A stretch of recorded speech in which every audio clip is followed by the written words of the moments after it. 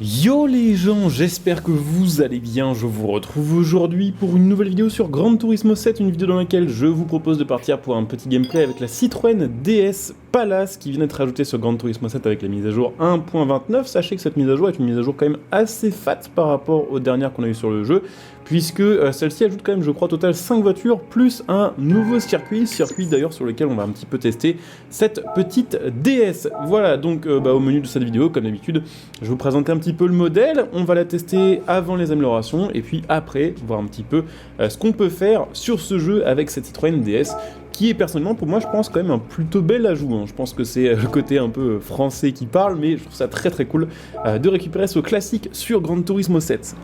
Donc c'est parti pour le petit test de notre Citroën DS Palace qui est complètement d'origine pour l'instant. Donc on va le tester sur le circuit Grande Vallée. D'ailleurs sachez qu'ils ont ajouté 5 épreuves il me semble sur ce circuit là. Donc on testera d'ailleurs peut-être cette voiture en épreuve. Là c'est on va dire une course arcade.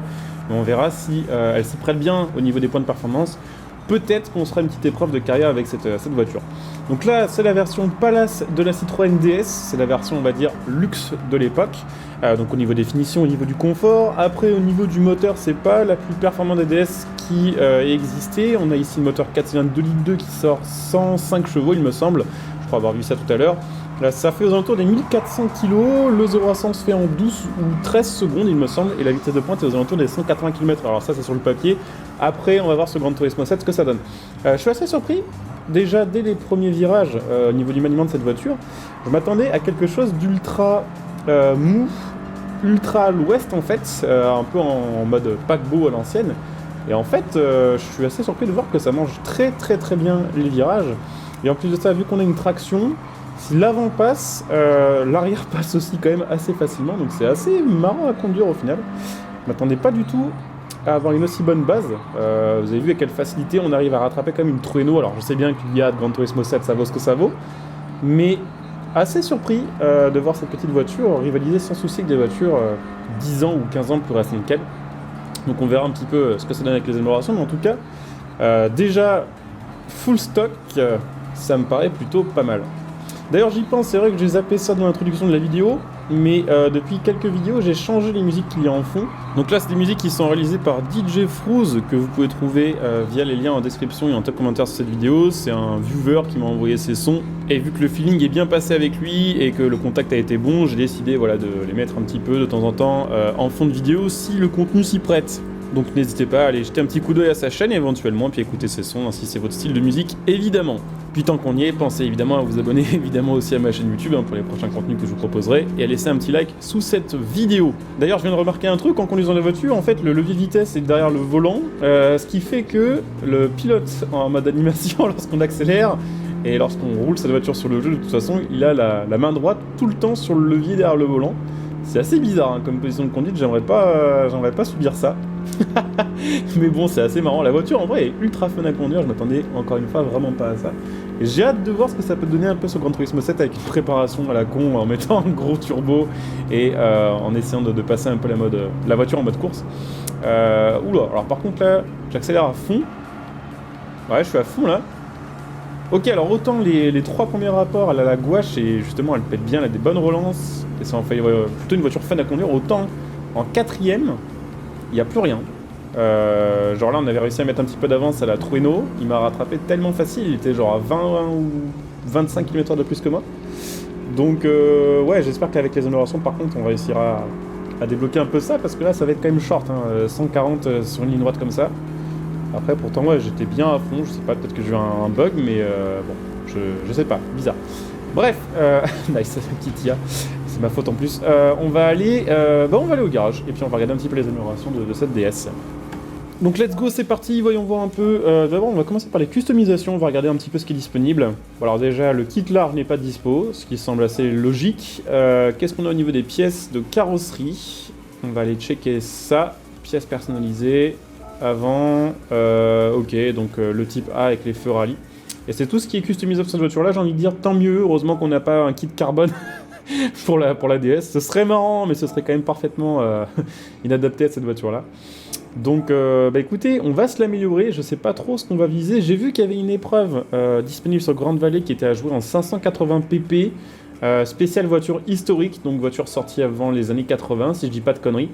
Donc peut-être qu'on va se la tenter, on va voir un petit peu ce que ça va donner avec les améliorations au niveau des PP max, et puis au niveau évidemment de la puissance et de toutes les stats modifiées.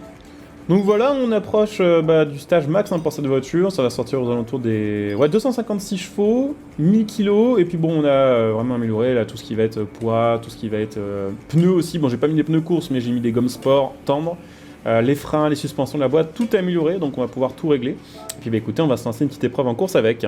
Et écoutez, c'est parti pour le test de la DS Palace améliorée sur GT7 sur Grande Vallée. Donc en épreuve de carrière, là, je vous le disais, on a lancé une épreuve, on était en 580 pp au niveau de la limite max, années 80 max, et que des voitures du coup un peu classiques, un peu rétro. Et ok, on va faire un peu attention sur les freinages. En fait, on a une voiture qui me paraît complètement broken en fait. Je sais pas, ça fait peut-être un petit moment que j'ai pas joué à GT7, mais pour une caisse qui est en 500 pp, elle a une pêche de fou en fait. Et on rattrape sans souci des Nissan Z quand même. Alors après, effectivement, je suis en train de voir un peu la gueule de la piste.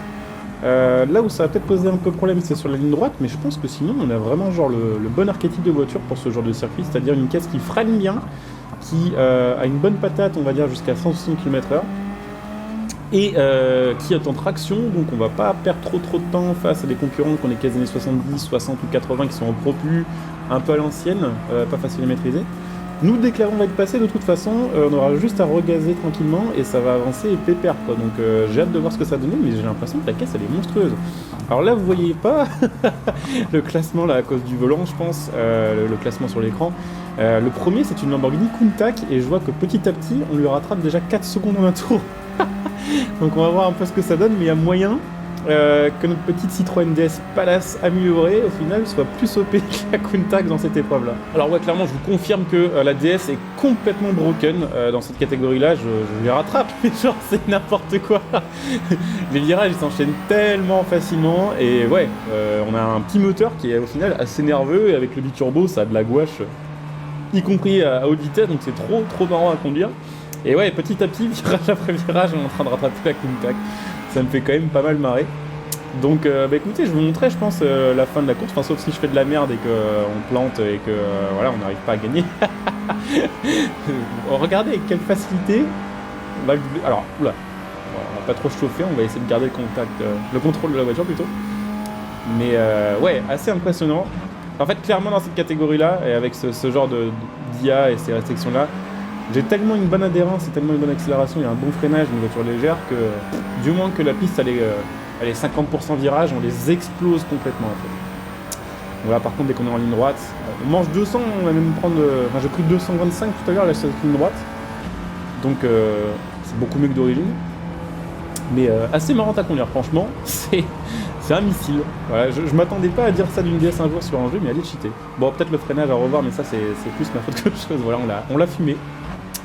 Donc ouais, petite DS bien marrante à conduire, retour d'un classique sur GT7, donc franchement ça fait plaisir. J'espère que cette petite vidéo vous aura fait kiffer, bon je vais quand même vous montrer la fin de l'épreuve.